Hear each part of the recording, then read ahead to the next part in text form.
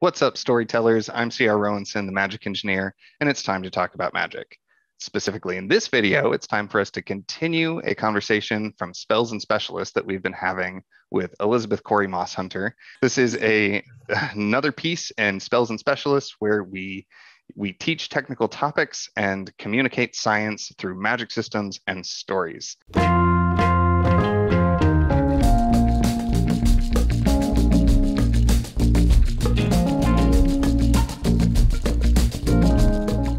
And with me, we have my co-host, my eco-friendly magus, Lovis. How you doing, Lovis? Hi, yes, I am Lovis, and I love everything kind of nerdy and nature oriented with my fiction. So I run Ecofictology, the YouTube channel, and that's where I talk all about reading and writing ecofiction and how it can be used as a science communication tool. So Spells and Specialists is like right up my alley. It is the definition of everything I love about this. Yes. So I'm super excited to be back for part 2. Yeah, and we are joined again with Elizabeth Corri Mosshunter, and I didn't even say, I'm just too excited. So much cool stuff. This video is where we are going to take what we talked about in the first part, which is over on Ecofectology. This video, we are going to identify a seed crystal based off of the specific topic and lesson that Corri wants to communicate. And then from there, the next part will be building a magic system off of the seed crystal we find. So that's what all of this is about. And now, Corri, in case anybody didn't see the other part, can you just tell us a little bit about you? Absolutely. I'm a licensed marriage family therapist. I work in private practice in California. I work with individuals, couples, families, and children to help assist them in their relationships, their quality of life, concerns related to relationships, depression, anxiety, sexuality, LGBTQ plus concerns or adjustments, complicated grief and loss, and behavioral issues is kind of my jam. Excellent. And that's quite a spectrum. It really is. I kind of do a bit of a catch-all, but no two people are alike, and neither are any issues. So kind of the beauty of my work, constantly stimulated with different content. And this is something I'm just going to be adding in all of our videos. If you see us looking all over the place, it's probably because we're taking notes, because all of this is so many notes. So fascinating. So many notes. It's so very technical. I love doing these deep dives, and your questions are so great for helping me kind of bridge some of these gaps for all the technical stuff that I get lost in technical jargon, but making it accessible to everyday folks. Yeah. Thank you. Oh, well, that is the best feedback we can have. That is great. So last time we talked about a whole bunch of stuff. We'll see how much of it actually makes into the episode, because we targeted like 30 minutes and then went on for closer to 60. So we'll see what made it into that one. But we talked about everything from a specific type of therapy called EMDR, which is eye movement desensitization and reprocessing therapy. We talked about states of stress, the importance of understanding your own biases and how problematic things can be normalized for us individually, and how it can be important to understand that. We talked a little bit about boundaries, but the thing that Corri wanted to focus in on was I want to make I'm running through this to make sure I have the words right. Causes of behavior and behavioral patterns and symptomology. Is that right? Great. Functions, causes of behavior is really great. What drives behavior, because it doesn't happen out of thin air in a vacuum. It's usually prompted for a reason. And symptomology, how people experience some of these challenges, emotions, body feelings, and to what extent. Is it clinically significant or impacting their daily life and functioning, their work, their schoolwork? Or is it, a reasonable understanding or expression of an emotion? Right. Okay, so to help us get there, we have a number of questions, and Elvis, I'm actually, if you could go ahead and start with some of them, and then I will. Well, you have some of the general ones. I'll jump in. I do. Closer to needing to do the actual seed crystal. I was like, yeah, you go for it, Corri. Which I didn't even cover what a seed crystal is. If you're on my channel and you don't know what a seed crystal is, I'm not going to say shame on you, but I'm surprised. You can find it mentioned in all kinds of videos. It is going to be the point of inspiration where all of our eyes are going to light up. And lots of ideas are going to start clicking together really fast. You'll probably be able to see it before we do. And that's what we're looking for. We're going to find that concept, distill it down as much as we can, and then take that over into the magic system blueprint and the next part. Okay. Absolutely. So the first question I want to ask, getting into kind of the magic groove of this episode, is when you read or when you watch films or like myths that have stuck with you, what kind of magic systems resonate with you? What intrigues you about a magic system? I, from a very young age, was an avid reader. My parents liked to read to me, so some of the early stories of reading about backyard fairies was really exciting and thrilling for me. Like being involved in nature, the idea that something unimaginable becomes imaginable and actually starts happening, it was really exciting and got me thrown into a whole world of fantasy reading. I, of course, went through the Harry Potter phase, as most of the generations did. And getting involved in those books, things like the Chronicles of Narnia was really fantastical and exciting for getting me into reading as a child. But then as I got older, I gravitated toward things like the Dresden Files, and wizards, and all the sorts of different stories that come with that, vampires and werewolves. Did you ever read The Lost Years of Merlin? I did not. Oh, okay. But now I'm adding it to my reading list. Yeah, it's good. It was one that was very formative for me, along with the Taran the Wanderer and like the Black Cauldron, that series. Lloyd Alexander, I think, right? I think so. Anyway, this isn't about me. We should fact check. I really loved mythology, Greek mythology and things like that. Stories were super fascinating. Kind of explanations for why things happen in the physical world, or an explanation for things that people could actually see. And Neil Gaiman was also, I think, a heavy influence. So Stardust, super exciting. Coraline has like a faint, creepy vibe. I also enjoy the horror genre, suspense. So that's really fun for me. Okay. I'm getting strong urban fantasy and portal fantasy vibes here. Strong. Yes. One of my notes is literally the magical and the mundane. Yeah. I wonder if that influenced my career choice at all. So that's a bit about the magic. Do you have a preference when you're reading and consuming content? Do you have a preference between magic, advanced technology, magical technology, or monsters? Magic. Straight up magic. Magic and magical creatures, or because magical creatures do kind of fall in there, but there's a spectrum between, when I say monsters, I'm talking like monster of the week type thing, creature feature, as opposed to fairies, right? So creature of the Black Lagoon and the Abyss and that kind of stuff, as opposed to Dresden Files. Probably more the straight up magic, Dresden Files, not necessarily creature of the week. Okay. I like it. And when you consume a story, when you consume any kind of media, what is it that gets you excited? Is it a character? Is it the conflict, the core conflict of something? Is it a setting? Is it a vibe or an aesthetic that gets you excited? Or is it like a theme that like you want to learn something? It's generally the vibe, the aesthetic. When I'm reading, I love the story, the background of like explaining the world that I'm about to dive into. Even when I'm watching something, I find I'm looking at the cinematography. What's the angle? How is the character or the content framed? I'm also looking at the lighting. Like, what does this say about the internal working of the character or the development and trajectory that this is about to take? So it's a lot of the world building, I think, that's really exciting.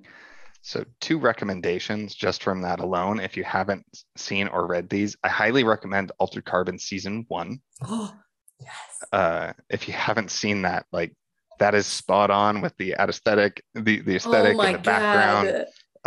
There's all kinds of world building stuff where there's things that you can anyway, it's good. It's very sci-fi though. It's not a magic system. It's a the lines are blurred, but it's I enjoy them more on the tech. It's very tech. And also I highly recommend Perdido Street Station by China Miéville, because just that book. I haven't read it. It's so good. Just with everything you're talking about, the aesthetic and the world building in the background.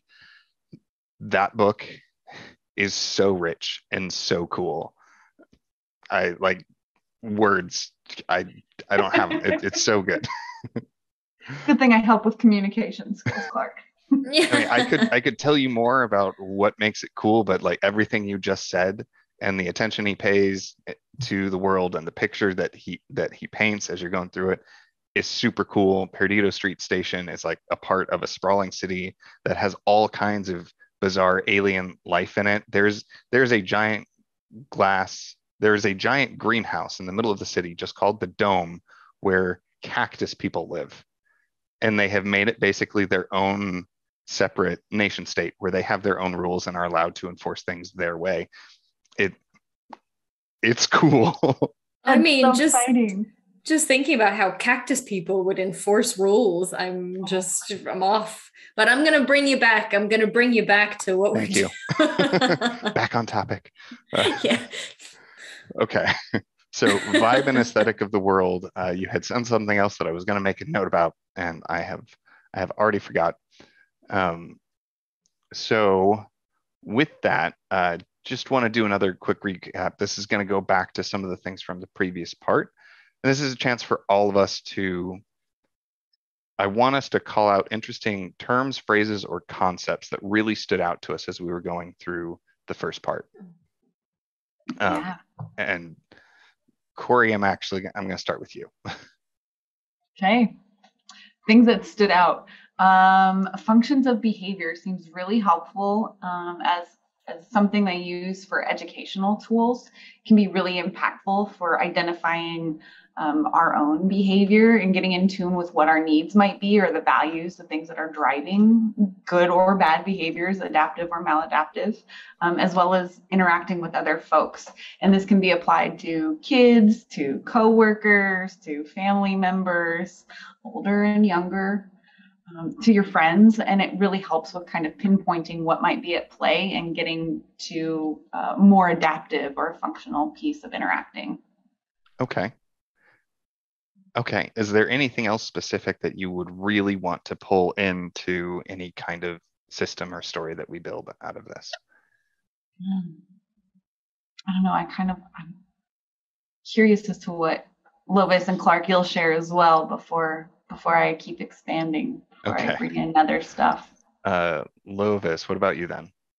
I mean, we were talking about these kind of 4 core reasons for certain behaviors and symptomology and stuff, and just some of the words did stand out to me as being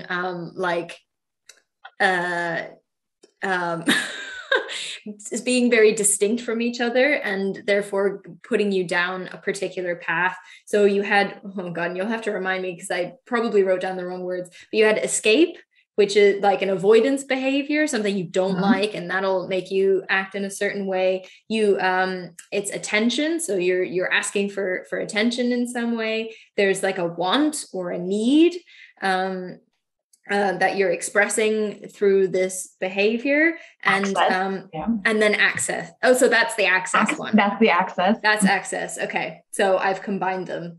And then there was something about doing something because it feels good. Yeah, the self-stimulation, self-serving, automatic type behavior. Okay. So those kinds of four core modes of behavior, that kind of stuck out to me as something we could use or spring from. Anything that's distinct kind of makes me think that way. Most definitely. That was one of the things I was going to mention. I also really liked when we talked about it briefly, but the states of stress. I really like that with the window of tolerance and how pushing beyond those windows will change things is, I guess, what I was very interested in. I also wrote down the chain reaction of behaviors, how behaviors can be linked together and have like a chain reaction of things. I also wrote that down. That kind of sprung out at me. Okay. All right. Well, the next thing, go ahead. Yeah. Well, I had another question, but if you wanted to move forward. Okay. In terms of, you're thinking about a magic system and you're thinking about your science. In terms of bridging the two, how would you like the magic system to kind of interact with the science? Does it enhance it in some way? Like if a character possesses a certain kind of magic, would it enhance these things that the understanding of, or the expression of these things that we want to communicate? Is it part of it, or does it disrupt it in some way? Is it like an antagonistic force? So is it like a positive thing, a negative thing, driving factor, kind of going down that road? You'll have to forgive me for a second. I'm going to take a quick break. I hear toddler, and I just want to check in and make sure everything's okay. Okay, so we're back. I'm assuming that the toddler is okay and we're all good. Toddler's great. Okay, cool. So this portion of working with our guests is always interesting for me, because when I'm building a magic system, I almost always approach just head on from the concept of the magic system. And I do have ideas for that, but I really want us to help you find your seed crystal in the way that you approach it, not just let Clark find his seed crystal. So we've got a lot of interesting stuff here. But from what you have been talking about, from what pulls you in and grabs your attention the most with stories, I think we might need to start with a setting for you. And this is one thing that I find endlessly fascinating about seed crystals, is they can come from anywhere. Like I said, it usually comes from a basic concept of the magic system itself. That's where I start. That's where my world building comes from. That's where a lot of my stories come from. I've worked with some people, they had to have the entire outline of their plot before we could even really get into the magic. I've had one person who literally just found one picture and said, yes, that is what my magic system is, and built off of that. For you, I think we need to identify a setting. Fortunately, I think it sounds like some kind of, doesn't have to be urban fantasy, but some sort of modern fantasy, I think would be applicable. Or is there a specific era in history that you are particularly attracted to? No, let's go modern. I love it. Okay, because we could have done kind of Victorian and started with a pseudo steampunk sort of setting, or all depends. Okay, so if we're doing modern, let's just start talking about what would be cool about the setting. I am imagining that there's going to be magical creatures in here, right? There's got to be, I'm sure. Of course. If I'm helping write it, my answer is yes. Right. Okay. Magical creatures, likely some ties to mythology. So there's, even if they're just the presence of mythological creatures. So this is tricky, because usually when I come from this route, the person already has the setting in mind, because I'm usually working with authors who just want help with their stories. So I guess the question here is, did you already answer how you wanted it to tie in? No, that's where we were. So we should circle back to that. Lovis had a question that will help me out here. Okay. Well, good. That's handy. Yeah. My question was, how would you like the magic system to interact with the science? Kind of bringing in, kind of bridging the gap, as it were, between thinking about magic systems and still tying it back to what you want to communicate. So whatever the magic is, do you want it to enhance kind of the understanding of or the use of all the things that you want people to kind of take away? Is it part of the science? Does it help people do the science? Is it, or does it disrupt it completely? Right. Is it like an antagonistic force? Right. So is it like a positive thing, a negative thing? Is it a parallel? Is it a contradiction? Ooh. So I love the component of people being able to influence the magic, and the idea here being good or bad is really exciting, because then you have, you know, these kind of conflicting forces, and who's going to be able to help out or impact it and how is really exciting to me. Okay.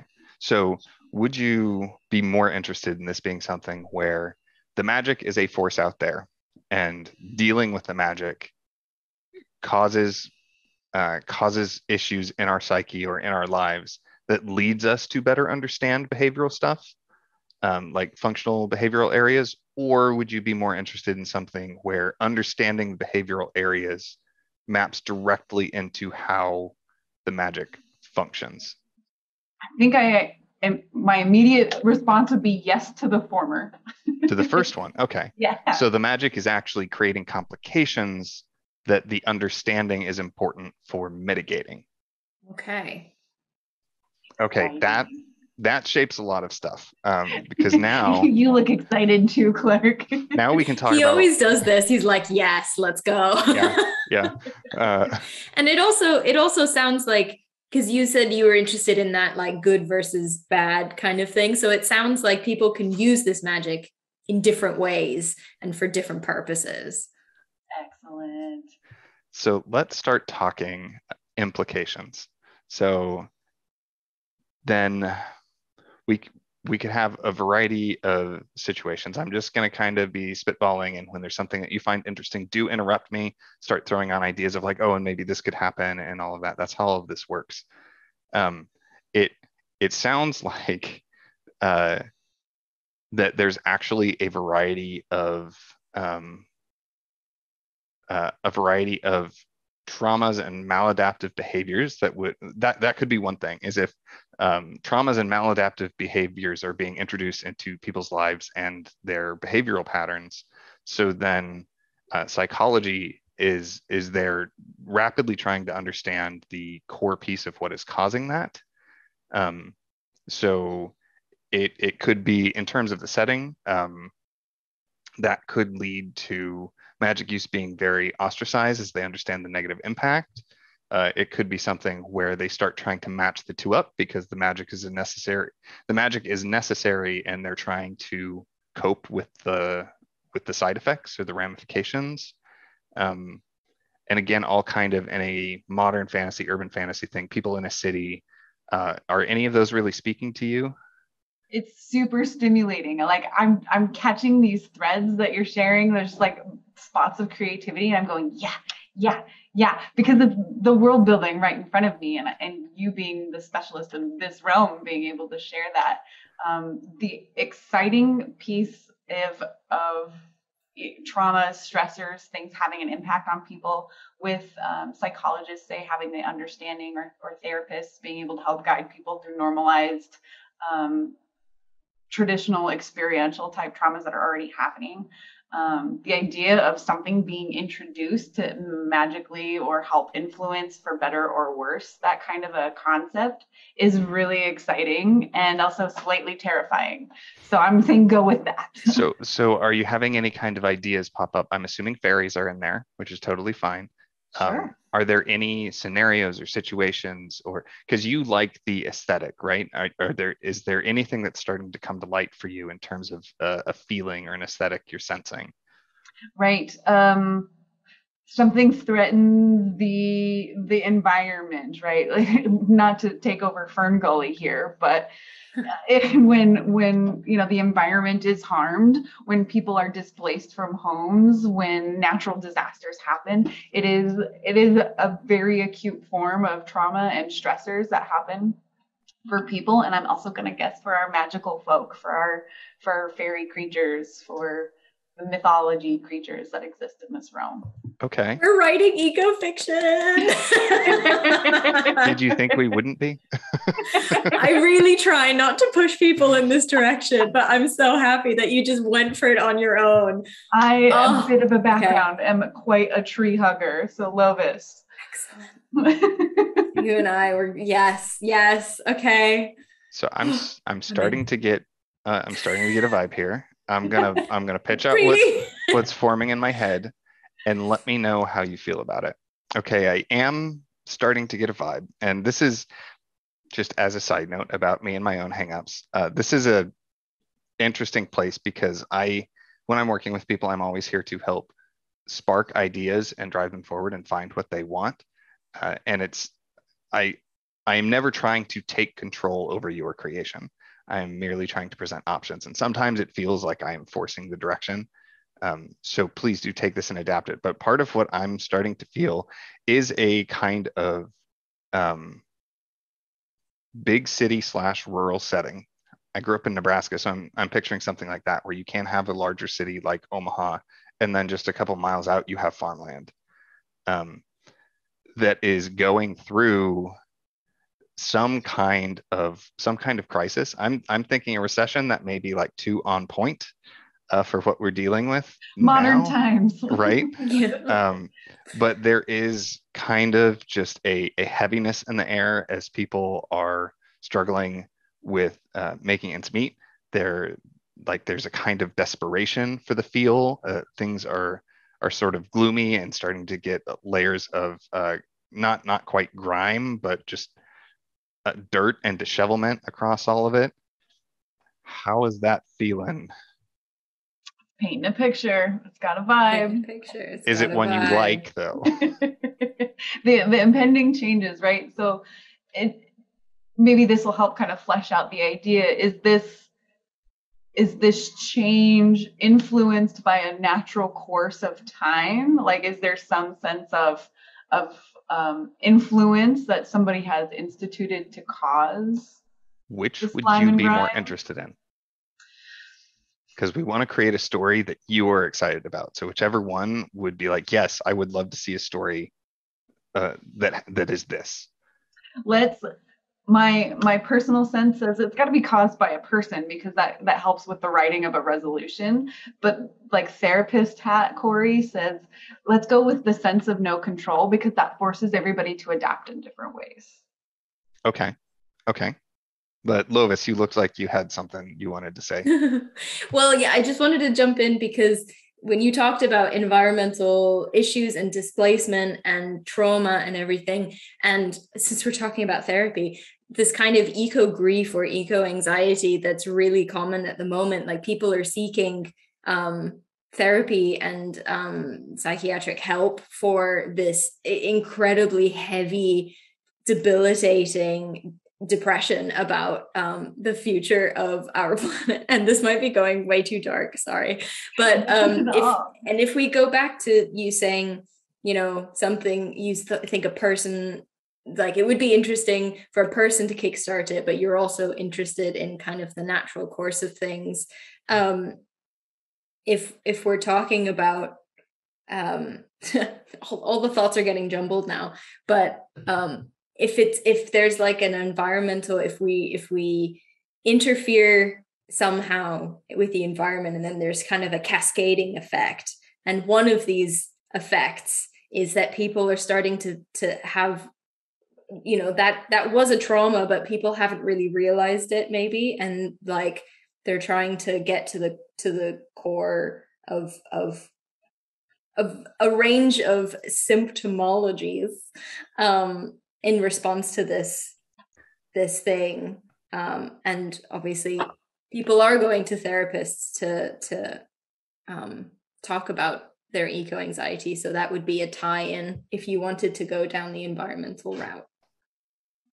I have a thought, but I want to see if you have any thoughts first, Corri. Sure. I love the idea here again of like the rippling effect, to touch on maybe the normalized trauma or the maladaptive stuff.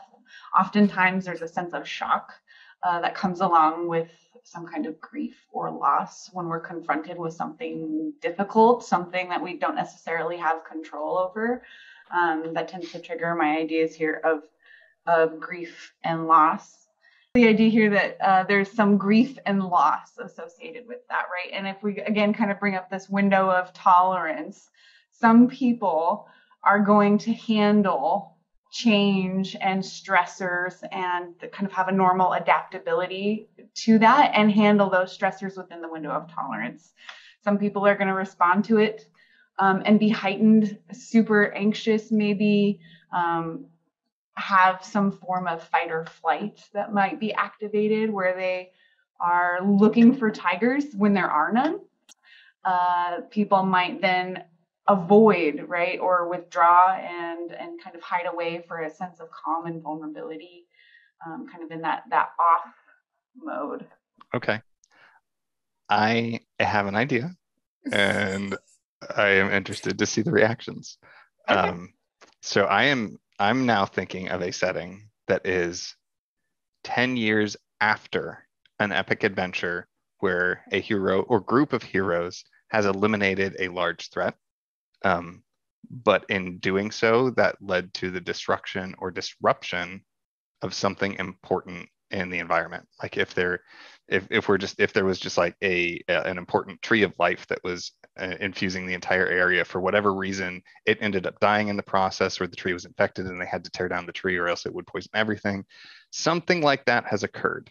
And there has been a loss and a disruption of the natural formations of magic. And that was like 5 or 10 years ago. And now you have people who remember from before. You have people who have had to adjust through that transition. And it's been long enough that you have people who never knew before. How do you feel about that? So excited and heartbroken. Because that's really interesting, because then the people who don't remember from before are kids.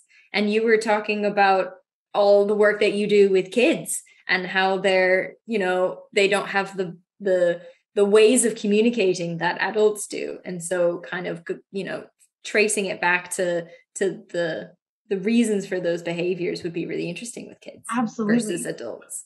It's funny you brought that piece up, because when we're creating this scenario, right, well, Clark, as you're sharing, this is like 5 years after the fact of something disastrous happening, right? Just having talked about that window of tolerance, I'm picturing adults that are showing signs of overwhelm and frenzy, unable to like track or understand their experience. So they're disoriented. They're not necessarily grounded in reality and don't interact with folks the same way. They're sort of hyper vigilant and have that constant buzz of anxiety, or, people who aren't able to self-soothe or maintain that dual situation, and they're not necessarily oriented. So when I see that in adults, now, Lovis, with you bringing in the idea of children who don't understand what life was like before, how are the adults impacting those children? Yeah. Okay. I see a family forming. I'm just jumping to part 4 and I see a family forming. I'm just saying. Okay. So I'm going to refine this a little bit. I think we are very, very close. Just the amount of excitement that I'm seeing and the ideas that are popping up already. Because now we want to make this specific, and we want to really condense it. So we need to try and wrap all of this into a single sentence. And I'm thinking that maybe what happened is that 10 years ago, there was an event that disrupted or eliminated some of the rules of magic. So now, I don't think that's quite right. That doesn't seem to be, I don't feel it clicking, and I don't quite see it clicking in what I'm watching you here. But part of what I'm thinking is, if part of what got disrupted was some sort of regulating aspect. So now magic is running more freely. People are using it more instinctually, more automatically, and potentially even while younger. So access to magic and the gate and the locks that were there have broken down. right? I'm hearing like the communication piece of the connection with that magic has started to either deteriorate where people aren't suddenly able to access it where they had before, or it's earlier and much more instinctual in some folks. I love that idea. Yeah, how are you guys feeling about that? Is that sparking ideas? Super. What kinds of thoughts are coming from that? Like, are you getting ideas for characters? Are you getting ideas for conflicts? What's coming from this? Just start throwing some stuff out. That's how we know it's a seed crystal. There's a bunch of stuff is starting to glom on. How are people using the magic when they do have primal access to it, right? They're panicky, they're disoriented, they don't have that grounding in reality. So I'm hearing like aggression or fear-based is a primal drive, right? The survival drive. How do I fight or flight? And those people who are disconnected or in the more depressed, like hypo arousal under that window of tolerance, they're not able to think, and there's the sense of collapsing. So maybe they're using their magic to wall people off or to hide and protect themselves.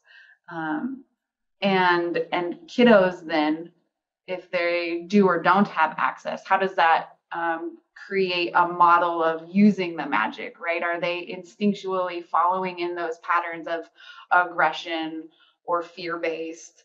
And then within that window of tolerance for folks who've been a family maybe who has been able to adapt, how do they navigate the two ideas of this? Or people who don't then get to use the magic anymore, whose connection maybe has been disrupted. Okay. Is that helpful? Is that answering your question? I think so. Lovis, what are you thinking?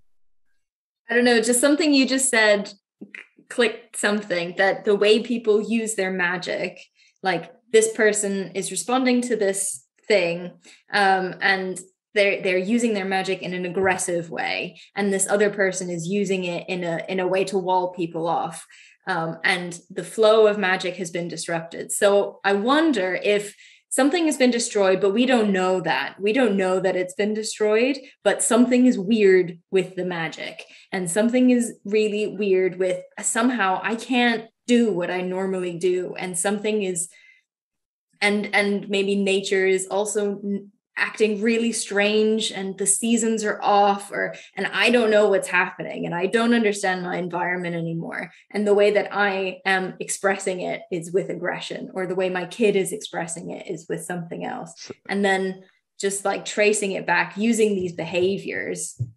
I'm now thinking kind of conflict of the stories, trying to figure out what happened, and then they discover this thing that was destroyed in the event 10 years ago. So let me see if I can refine this just a little bit. That some of the rules were broken, and now the magic is happening more instinctually and earlier, which, like, the access to magic has been increased. So people are using it more instinctually, and that is leading to the use of magic as automatic emotional responses, meaning that magic is now being used as part of maladaptive behaviors as well as positive behaviors. Okay. So like we talked a little bit. There's the investigative component of who knows why or how, but it is happening. Right. So a little bit, like earlier we were talking a little about self-harm, like that might become a thing. You've always had fire magic, but you are now running into a problem where you are burning yourself. Right. You're going along and you're just getting second-degree burns all over your body, which is a problem. And how we would like to solve. Right. How are folks using that in terms of function of behavior for attention? For like, am I able to use magic to lock people's attention on, or to deflect people's attention on? Am I escaping like that walled off fear-based sort of thing? Is it access? I'm going to use magic to get what I want in some way, or is it just that automatic piece, right? Like, it feels good to use magic, and I'm going to go chaos theory and use it come what may. Super. That sounds like something that would facilitate the communicating of a lot of these topics. Mm-hmm. So that feels good. That feels good. All right. So I always try and tweak it down so we have a actual single solid sentence. What I have right now is 5 to 10 years ago, some rules of magic were broken and access to magic has been increased. People are now using magic automatically as part of their emotional and behavioral reactions. Okay. Here we go. Okay. I am fairly confident that this is a solid seed crystal. How are you guys feeling about this?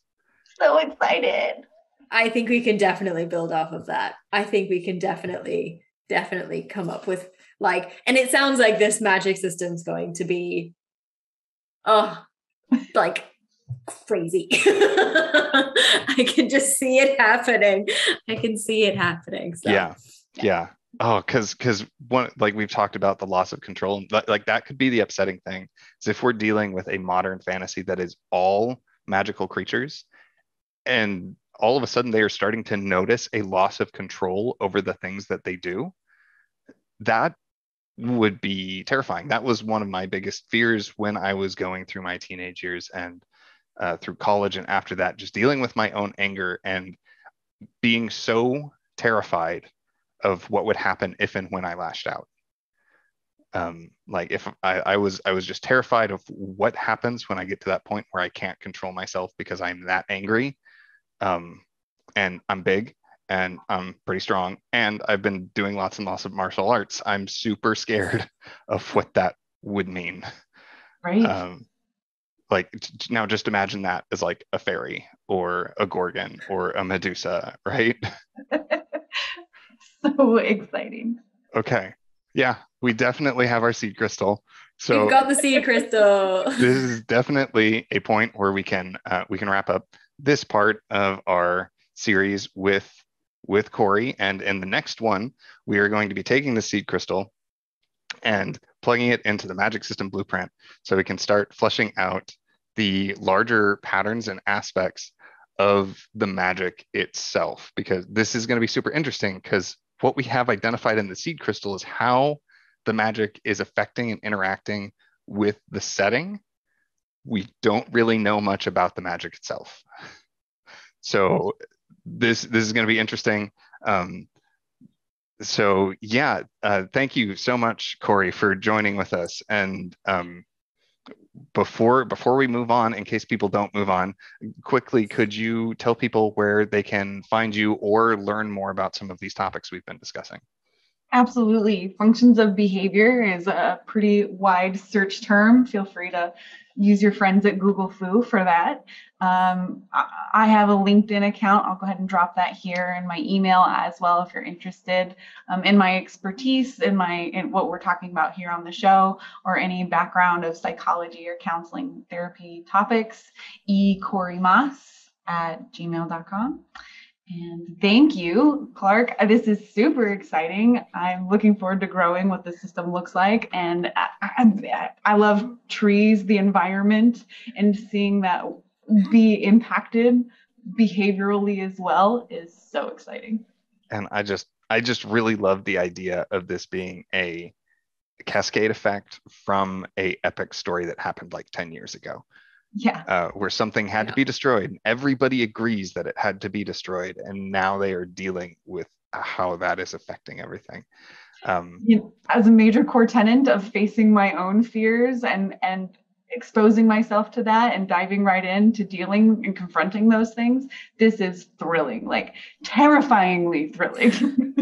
That's why I love dark and horrifying stuff, is it forces me to face it and at some level be like, but it's going to be okay, because even if it's not okay in the story, I'm still okay. You can just close the book. It's nice. Exactly. Yeah. So I think that is all for now.